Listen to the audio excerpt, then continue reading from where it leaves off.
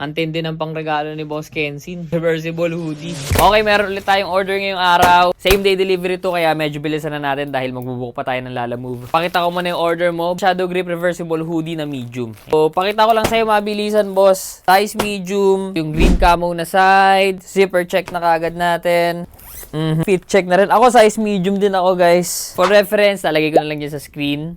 Pockets left and right. Boxy fitting nga pala to. 25 by 25 yung dimes. Quick 360 tayo.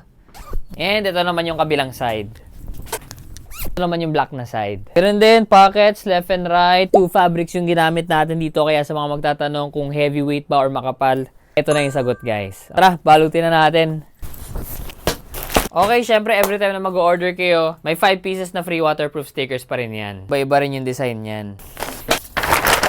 Okay, tara, book muna tayo ng rider. Okay, lapit na Lalamove natin. Hintayin na natin dito sa labas. Dito sa labas. Kaya muna lang natin. Kayo ang babantay. Comments yan. Comment, magkakaroon ka na ganito? Syempre, binili to. Lalamove yan? Ay, yun na pala. Sakto. Ito lang, boss. Yan. Boss, ah. Ito, sir. Bigyan na rin kita nito.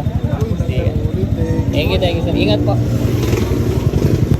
Una pa kayo sa akin, pumasok ah.